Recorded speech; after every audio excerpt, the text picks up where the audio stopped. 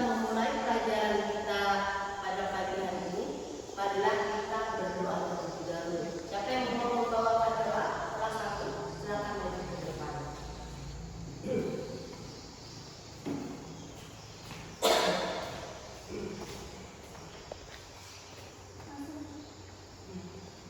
Sebelum kita mulai kegiatan pembelajaran kita, mari kita berdoa dalam Bapa dan Tuhan. Kali ini kami mulai kegiatan pembelajaran kami. Berkati dari pembelajaran ini ya Tuhan, dari awal dan memberikan kebenaran penyampaian kepada kami dalam mengikuti kegiatan pembelajaran kami. Kami ingin dapat kami sampaikan ya Tuhan dengan Bapa dan Ya, terima kasih teman-teman kita yang telah memimpin kita dalam doa. Nah, sebelum kita melanjutkan pelajaran kita pada pagi hari ini, Ibu akan mengabsen dulu. Yang pertama, Clarissa hadir. Kemudian Cinta hadir. Kemudian Indre hadir. Ada yang tidak hadir? Oh, dan berarti hadir semua ya? Baik, kalau sudah hadir semua, kita akan melanjutkan pelajaran kita pada pagi hari ini, yaitu kita akan belajar tentang Yesus mewartakan kerajaan Allah melalui perumpamaan. Tujuan pelajaran kita pada hari ini, Ibu minta salah satu untuk membacakan tujuan pembelajaran kita. Ibu minta Cinta untuk membacakan tujuan pembelajaran kita pada hari ini tentang Yesus mewartakan kerajaan Allah melalui perumpamaan. Silakan Cinta, apa tujuannya? Itu dibaca. tujuan pembelajaran.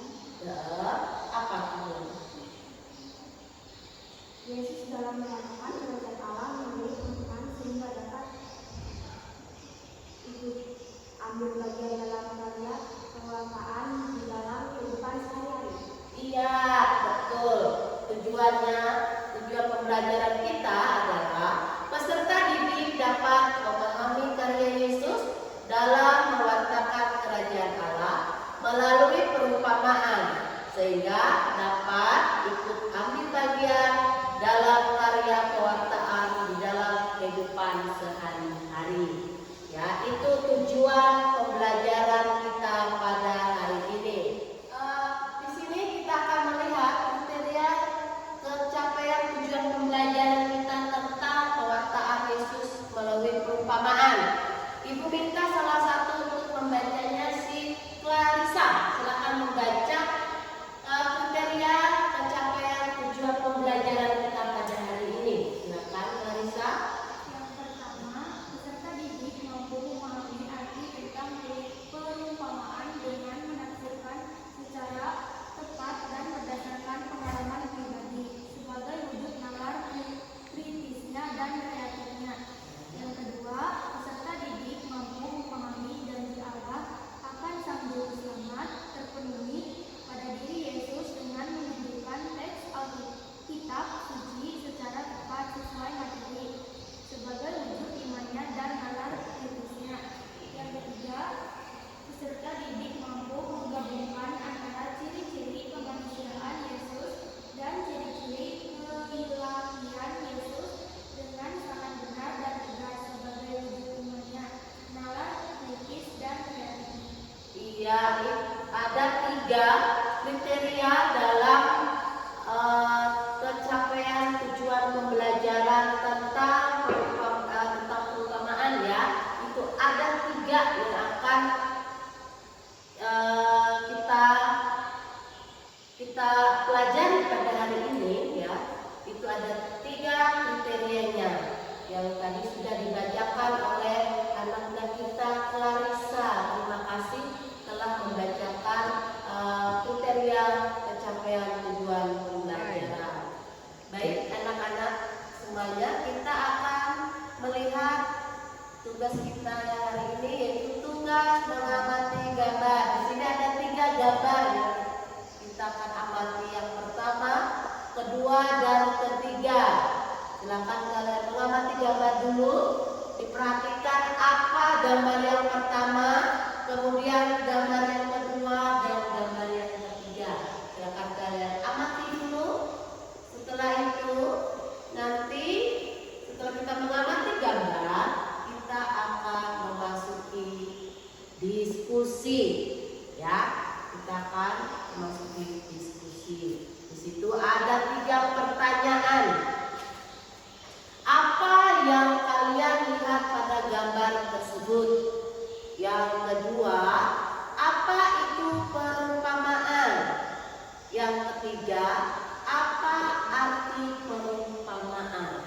Silakan kalian diskusikan bersama-sama. Gabung dulu, silakan gabung. Gabung dulu. Ya, silakan gabung. Sekarang kalian lihat pertanyaannya yang sudah ada di layar. Silakan kalian lihat di situ ada 3 pertanyaan. Ya. Coba lihat. Silakan diskusikan apa yang kalian lihat pada gambar tadi. Ya, tadi kan ada tiga gambar. Sudah kalian lihat tadi ya, ini ya 3 gambar ini tadi sudah kalian pahami. Kemudian ini soalnya, apa itu perumpamaan? Kemudian apa arti perumpamaan? Sudah jelas dari pertanyaan? Ya, boleh. Misalkan gambar pertama, misalkan menunjukkan tentang apa? Berdoa apakah seperti itu. Boleh ditulis misalkan gambar yang pertama itu tentang ini. Kemudian gambar yang kedua tentang ini, yang ketiga tentang ini, gitu. Boleh. Mungkin ada yang ditanyakan lagi.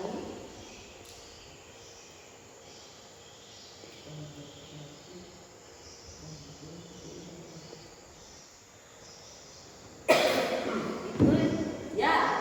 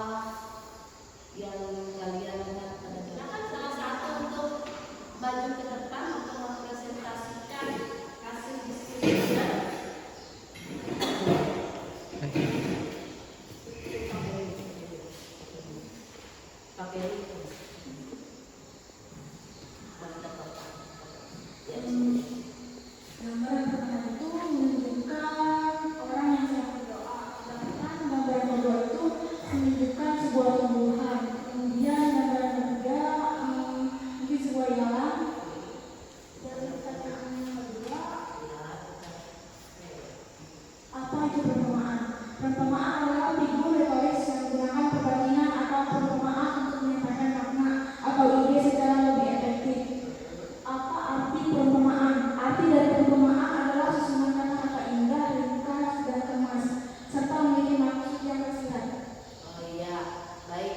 Itu dari semua jawaban dari tiga ya, tiga. Baik, tadi kita telah melakukan diskusi bersama ya tentang perumpamaan tadi. Jadi kita akan lanjutkan yaitu contoh perumpamaan Yesus ya. Coba kalian buka dari Injil Markus bab 4 ayat 3 sampai 8. Coba saudara Clarissa silakan cari Markus bab 4 ayat 3 sampai 8. Silakan dibaca.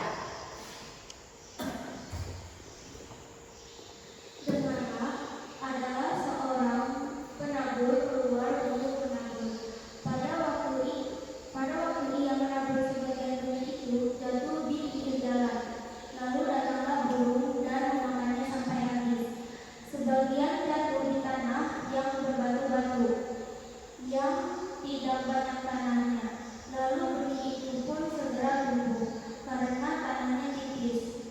Tetapi sesudah matahari terbit, layulah ia dan menjadi kering karena tidak berakar. Sebagian lagi jatuh di tengah semak beli, lalu makin besarlah semak itu dan menyempitnya sampai mati, sehingga ia tak berbuah. Dan sebagian jatuh di tanah yang baik, ia tumbuh dengan subur dan berbuah. Hasilnya ada yang 30 kali lipat dan ada yang 60 kali lipat, ada yang 100 kali lipat. Ya, baik.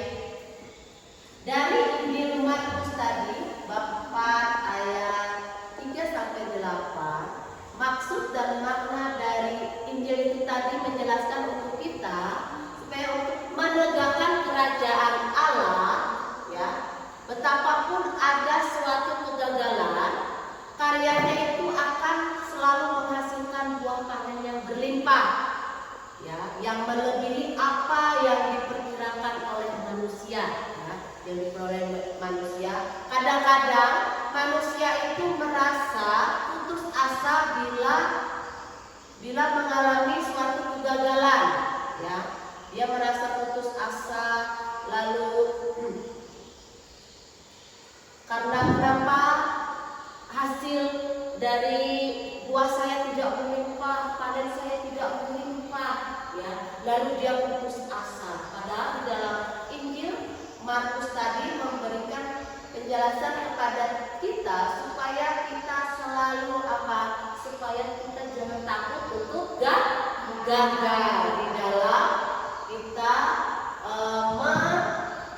menghasilkan sesuatu yang kita inginkan dan kita butuhkan ya. Itu arti dari perumpamaan dari si penabur tadi. Nah, sekarang kita lihat perumpamaan tentang benih yang tumbuh. Kita lihat di Injil Markus bab 4 ayat 26 sampai 29. Imre, silakan baca. Markus bab 4 ayat 26 sampai 29. Silakan dibaca di sini kitabnya.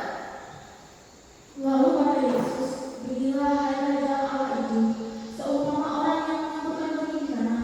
Lalu pada malam hari dia tidur dan pada siang hari dia bangun, dan benih itu pun mengeluarkan tunas, dan tunas itu makin tinggi. Bagaimana terjadinya tidak diketahui orang itu. Bumi dengan sendirinya mengeluarkan buah, dan melelehkannya lalu berdiri. Kemudian putih-putih yang penuh isinya dalam musim itu.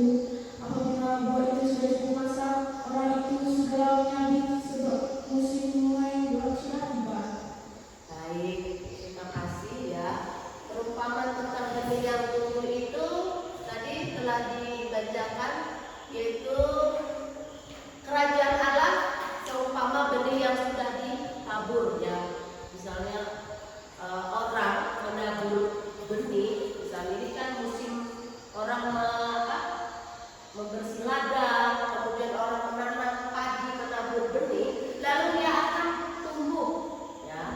kemudian tumbuh, bahkan petani sering mengetahui kapan dia akan bertunas, kapan akan keluar bunga, dan kapan persis buah berbentuk. Dia selalu akan mengontrol, melihat bagaimana buah-buah yang ditabur, yang benih-benih yang ditabur tadi menjadi apa? Menjadi tunas. Kemudian dia akan mengeluarkan bunganya, lalu dia akan berbentuk dan menghasilkan apa? Menghasilkan buah untuk bisa dipanen. Jadi perumpamaan itu banyak sekali yang diberikan oleh Tuhan kepada kita. Tetapi kadang kita tidak tahu dan tidak memahami apa perumpamaan yang Tuhan sampaikan kepada kita. Ya, jadi itulah contoh perumpamaan Yesus yang disampaikannya untuk kita. Ada dua bacaan yang menyampaikan kepada kita, yaitu pertama perumpamaan seorang penabur, kemudian perumpamaan tentang benih yang tumbuh. Itulah contohnya perumpamaan bagi hidup kita. Baik, untuk mengakhiri pelajaran kita pada pagi hari ini, Ibu akan menyimpulkan dari perumpamaan yang sudah kita pelajari tadi. Ya, Ibu minta salah satu untuk semua siswa, untuk yang pertama silakan untuk Clarissa untuk membacakan kesimpulan dari perumpamaan kita tadi. Silakan. Yang pertama, bahwa Yesus menggunakan perumpamaan untuk mengajarkan dan menyampaikan ajaran-ajaran tentang kerajaan Allah kepada orang-orang. Perumpamaan adalah cerita pendek yang menggambarkan situasi atau peristiwa dalam kehidupan sehari-hari yang digunakan untuk mengajarkan kebenaran. Iya, lanjut. Ibu. Yang kedua adalah dengan menggunakan perumpamaan, Yesus dapat berkomunikasi secara sederhana dan mudah untuk dimengerti makna dari ajaran-ajaran Yesus. Lanjut. Yang ketiga, perumpamaan adalah alat yang kuat yang digunakan oleh Yesus untuk mengajarkan dan menyampaikan ajaran-ajaran tentang kerajaan Allah dengan sederhana dan mudah dimengerti. Melalui perumpamaan, Yesus mengundang kita serta mengubah hidup mereka kita sesuai dengan ajarannya. Baik, itu ada 3 tadi kesimpulan dari perumpamaan. Ibu akan memberikan penjelasan lagi atau kesimpulan lagi, yaitu tentang seorang penabur untuk perumpamaan kita pada pagi hari ini ya. Yaitu maksudnya dari seorang penabur adalah hendaknya menjelaskan bahwa dalam karya Yesus ya, dalam karya Yesus untuk menegakkan kerajaan Allah, betapapun adanya kegagalan dalam karyanya itu, dia akan menghasilkan buah panen ya, yang melimpah melebihi apa yang diperkirakan oleh kita manusia, akal pikiran kita ya. Kemudian oleh karena itu pengikut Yesus tidak perlu kecil hati dan mudah putus asa bila mengalami suatu kegagalan ya. Kadang-kadang kita manusia kalau sudah gagal tidak mau lagi untuk membenahinya ya. Maksud dari seorang penabur ini memberikan motivasi untuk kita supaya kita jangan berkecil hati bila kita mengalami suatu kegagalan ya. Kita harus bangkit lagi ya, bangkit lagi dari keputusasaan atau kegagalan supaya kita memperoleh yaitu keberhasilan yang ingin kita capai di dalam kegagalan yang sudah kita alami. Baik, untuk itu Ibu akan kita merefleksikan atau aksi nyata ya, aksi nyata di dalam pelajaran Yesus perumpamaan ya, tentang perumpamaan itu ya. Yang pertama yang harus kita refleksikan atau aksinya yaitu menyadari pelajaran yang kita pelajari pada hari ini ya, pembelajaran tentang kerajaan Allah yang diwartakan Yesus dan cara mewujudkannya dalam kehidupan sehari-hari. Bagaimana caranya kita ya mempelajari tentang perumpamaan tadi di dalam kehidupan kita sehari-hari, mewujud nyatakan di dalam kehidupan kita sehari-hari. Bagaimana caranya ya kita melakukan pewartaan itu. Nah, kemudian yang kedua, kita harus lebih sering membaca kitab suci. Jangan kitab suci cuma ditaruh di atas lemari. Haruslah kita gunakan untuk mengetahui karya-karya apa yang Tuhan sampaikan di dalam perumpamaan Yesus yang kita pelajari pada hari ini, supaya kita mengetahui dan kita memahami makna dan arti dari sebuah perumpamaan yang akan kita terapkan di dalam kehidupan kita sehari-hari, supaya kita mengetahui, supaya kita memahami, supaya kita tidak tersesat di dalam kita mengartikan sebuah perumpamaan yang Tuhan sampaikan di dalam kehidupan kita sehari-hari. Baik, setelah kita mempelajari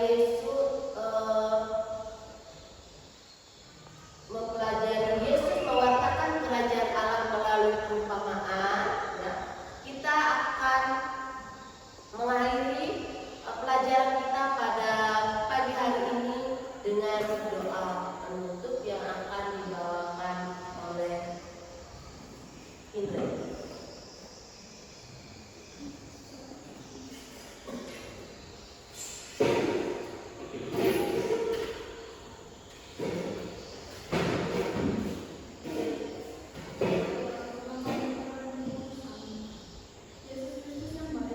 Bapa yang terkasih, terima kasih atas penyertaan dan bimbingan sehingga kami semua ini berhasil melewati proses belajar dan terbaik.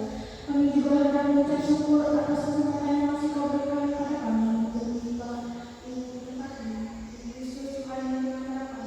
Amin. Baik, kita akan menutup dan mengakhiri semua pelajaran kita ini dengan sudah berdoa. Untuk mengakhiri pelajaran kita pada pagi hari ini ada tugas rumah yang harus kalian kerjakan, ya. Ini ada 2 pertanyaan untuk kita. Apa cerita dari perumpamaan dari Injil Matius? Yang kedua, apa makna perumpamaan yang disampaikan oleh Yesus? Silakan kalian kerjakan di rumah. Nah, minggu depan akan Ibu tanyakan apa 2 pertanyaan yang sudah Ibu kasih pada hari ini. Silakan kalian catat dulu 2 pertanyaan. Ya, sudah selesai. Baik.